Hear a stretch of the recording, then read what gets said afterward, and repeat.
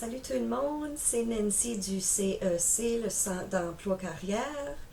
Eh bien, sais-tu, c'est même pas vrai. Je ne suis pas au centre d'emploi aujourd'hui. Avec tout ce qui se passe avec la pandémie du COVID, on ne peut pas faire des rendez-vous un sur un comme qu'on faisait d'avant pour les prêts étudiants. Puis c'est ça, c'est la saison des prêts étudiants. Et enfin arrivé, c'est ce temps-là de l'année déjà. Puis là, nous autres, on veut vous aider le plus possible. Alors, quoi de mieux que d'être chez vous en pyjama sur votre sofa, avec moi sur votre téléphone. Euh, on va faire une série de vidéos pour essayer de vous aider à naviguer les prêts étudiants un peu. Je sais que c'est compliqué des fois, puis il y a beaucoup de questions. Les parents sont inquiets, les étudiants sont inquiets. On va essayer de répondre le plus de vos questions possible. Puis, on va faire comme des petits walkthroughs. On va essayer de passer à travers de toutes les catégories des prêts étudiants, un sur un, pour vous démontrer comment ça fonctionne les prêts étudiants. Alors, il va y avoir plusieurs vidéos que vous pourrez visionner. Puis, ça va tout être sur notre post YouTube. Alors, avant qu'on commence, on va avoir une couple d'affaires à voir. Notre première vidéo, ça va être toutes les choses que vous avez besoin de savoir avant de commencer les prêts étudiants. Alors, qu'est-ce que vous avez besoin? On va vous laisser savoir, dépendant de votre situation, votre catégorie étudiant. Alors, on a bien hâte de vous aider, puis bonne pandémie!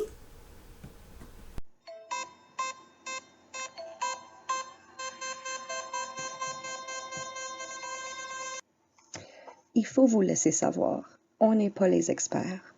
On ne travaille pas pour les prêts étudiants, on travaille pour le Centre d'emploi et carrière. On fait le mieux possible avec toutes les informations et les ressources qui nous sont fournies. On accompagne les étudiants depuis 2015 et à chaque année, on apprend et on adapte et on évolue le plus possible. Si nous autres, on ne peut pas répondre à vos questions, on va trouver quelqu'un qui peut, soit aux services financiers provinciaux ou le Centre national. Sur votre écran, vous allez voir les numéros 1-800, qui sont des numéros sans frais pour les services financiers pour étudiants Nouveau-Brunswick. Ça, c'est le centre provincial, ainsi que le centre de service national de prêt aux étudiants. Celui-ci se trouve à Mississauga, Ontario, alors n'oubliez pas que c'est 1 heure en arrière de nous. Pour voir si vous êtes éligible aux services ou programmes financiers au travers de Travail Nouveau-Brunswick, vous pouvez appeler votre bureau régional afin de parler à un conseiller ou conseillère à l'emploi. Les numéros à l'écran sont pour Campbellton, Grand-Sault et Edmundston. Malgré la pandémie, nos agents de service sont toujours prêts à vous aider. Vous pouvez nous retrouver sur nos pages Facebook au CEC Restigouche, CEC Grand-Sault et CEC Edmundston, ainsi que nos pages Instagram. Vous pouvez aussi envoyer un courriel aux agentes ou les appeler au bureau. Si vous aimez notre contenu, laissez-nous savoir. Envoyez vos questions, commentaires ou suggestions par courriel à nancy.power@r-2.ca ou laissez un commentaire sur nos réseaux sociaux. Bon, c'est prêt, on y va. Pour commencer, il faut aller au site web www.aideauxétudiants.gnb.ca. C'est le site provincial pour les prêts étudiants. Si vous êtes à l'ordinateur, vous pouvez aussi accéder au site en écrivant Aide aux étudiants GNB dans votre recherche Google. Vous allez voir que le site web est très accessible et facile à parcourir. Si vous êtes sur votre téléphone, que ce soit Apple ou Android, vous êtes capable de faire une recherche Google et retrouver le site de la même façon, en écrivant Aide aux étudiants GNB ou en écrivant www.aideauxétudiants.gnb.ca. Le site web possède tous les liens nécessaires pour votre demande. Alors, voici les choses à savoir avant de faire une demande de prêt étudiant. Comment les prêts étudiants fonctionnent? L'aide financière provient de les deux gouvernements, provincial et fédéral, qui veut dire qu'une portion de votre argent provient du gouvernement du Canada, puis l'autre portion vient du gouvernement de la province. Il y a seulement besoin de faire une application pour être évalué pour les deux. L'aide financière est calculée en examinant le revenu et les ressources de l'étudiant par rapport aux coûts admissibles nécessaires, tels que le coût de la vie, coût de transport, les livres, la tuition, etc. Avant de commencer votre demande, il est important de faire les 4 étapes suivantes. Assurez-vous de savoir quel programme ou quel cours que vous allez prendre. Il n'est pas nécessaire d'être accepté dans le cours encore, mais c'est important de savoir quelle institution postsecondaire vous prenez, car il doit être désigné par les pré-étudiants. Il faut faire les impôts pour l'année en cours. Alors, pour la demande de 2020-2021, vous allez devoir faire vos impôts pour l'année 2019. Nous avons souvent les parents qui disent « mon étudiant n'a pas travaillé durant l'année, alors ça va être 0 partout, on n'a pas fait leurs impôts. » Afin d'être évalués, les pré-étudiants doivent être capables de trouver l'étudiant dans le système du Revenu Canada. Alors, c'est important de faire les impôts afin d'être évalué. Déterminez à quelle catégorie étudiante vous appartenez. Alors, est-ce que vous êtes parent? Est-ce que vous êtes étudiant dépendant? On va en parler prochainement. Finalement, rassemblez tous vos documents afin d'avoir tout ensemble lorsque vous allez faire votre demande.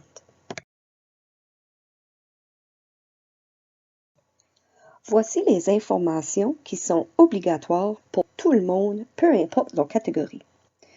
Vous allez avoir besoin de votre numéro d'assurance sociale, votre déclaration d'impôt sur le revenu pour l'année en cours ou l'avis de cotisation du revenu de l'Agence du Revenu Canada, une adresse courriel courante dont vous allez vérifier, une adresse postale permanente, telle que la place de vos parents ou une autre adresse sécurisée et valide, parce que vos documents de prêt étudiant seront livrés à cette adresse et vous ne voulez pas les perdre.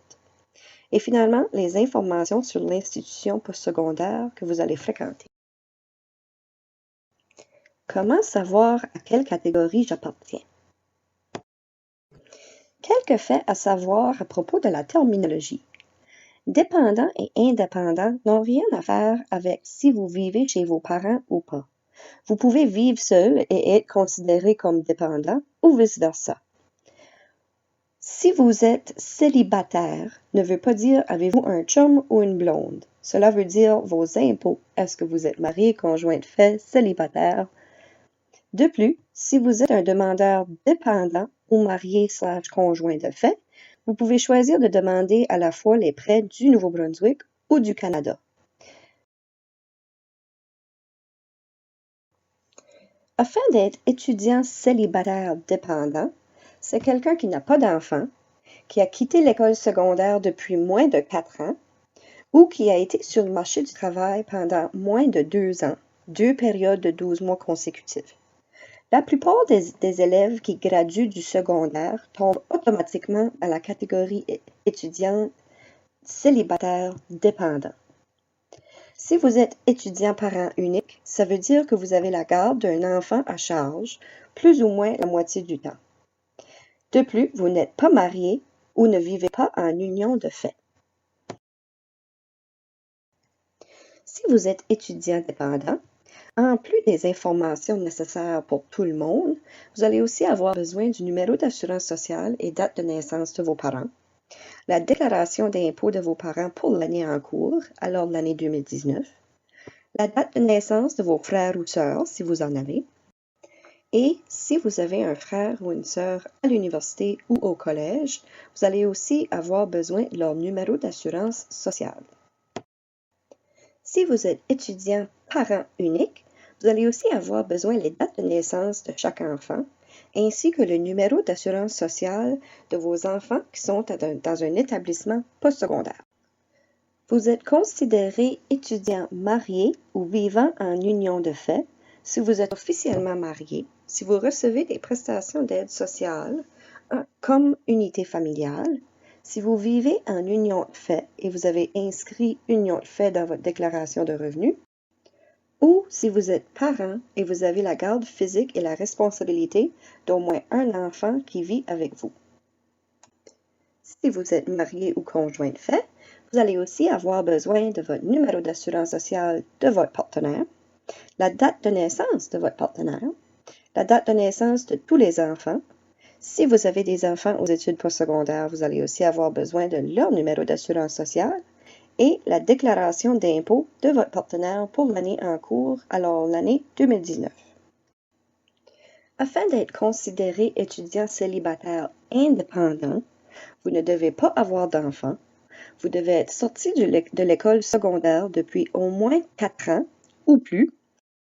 Si vous avez été sur le marché du travail pendant au moins 2 ans, plus précisément 2 périodes de 12 mois consécutifs, avant le premier jour de cours de la période d'études, ou si vous avez été pris en charge de façon permanente par le ministère du Développement social dans le cadre du programme Service d'engagement jeunesse, et finalement, si vous n'avez pas de parents ou tuteurs, ou vous êtes divorcé, vous n'avez plus personne, plus de tuteurs, etc., vous êtes considéré indépendant.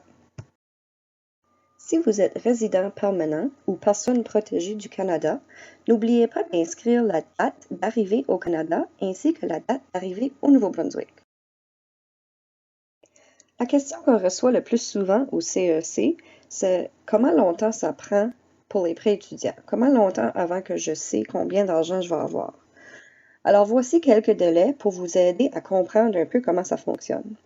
Vous devez faire votre demande le plus tôt possible. Habituellement, les demandes sortent en début juin. Cette année, c'était à la fin juin.